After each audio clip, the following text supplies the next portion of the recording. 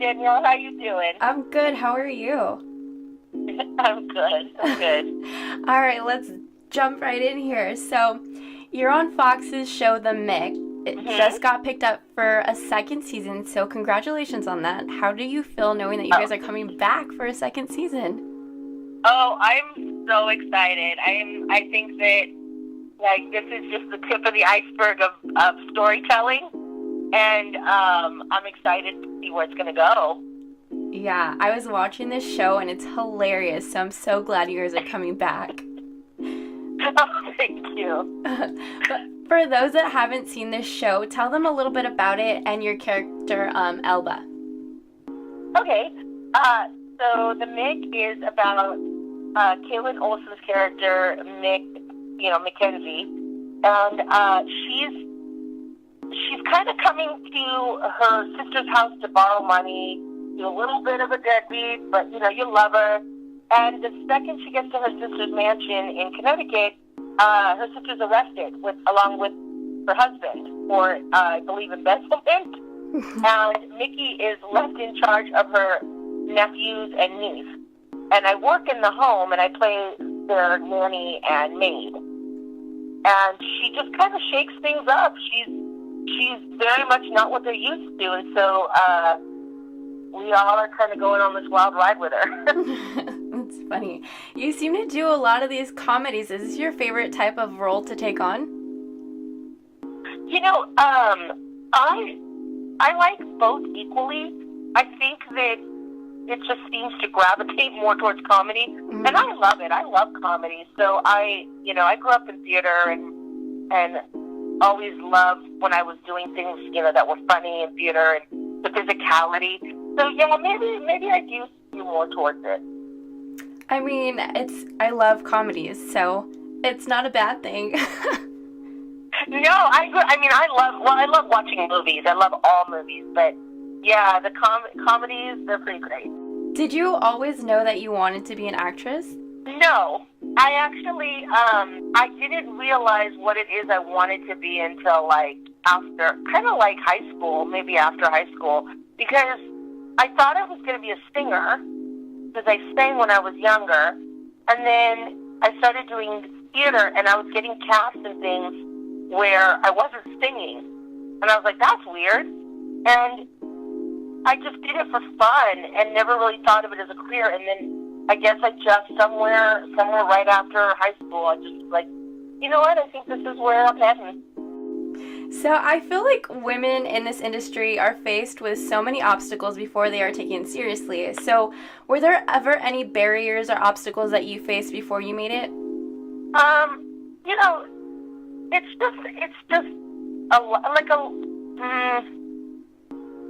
I wouldn't say anybody got in my way. I'd say it's more like I just kind of kept plugging along, and it's more of a lack of roles, like anything that was really good, I wasn't quite getting it. Like I had to work my way up, and I was doing these little parts, and you do kind of get to a point where you're like, okay, I've done enough of these. I want to move forward.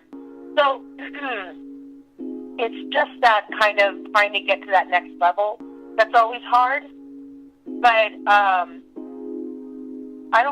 I've been very fortunate that I feel like there has been a straight track for me, and I've always been able to pursue this dream. Yeah, that's amazing. Yeah. I feel like women are definitely starting to take over, so I hope this continues, and I feel like they're really starting to dominate TV, so. I think they are too. I think it's amazing to see so many great women writers and so much comedy and drama coming from women. The thing that always makes me the happiest is that we've gotten out of this shell of women who are pretty and don't want to look like ugly when they're being funny. Like, these women go for it. Like, they don't care how they... But that's what makes them even more beautiful, is that they don't care. Like, they just want to do the comedy, the physicality, Yeah. Because I feel like sometimes people kind of get, like, I don't know, sometimes you get a female actress who doesn't want to look silly, Mm-hmm. And it's like, they feel like maybe you're going to crack a persona or something. And I think just go for it. Just have fun. And I think it makes you even more endearing and more beautiful to not care what others think about you. Yeah. You know?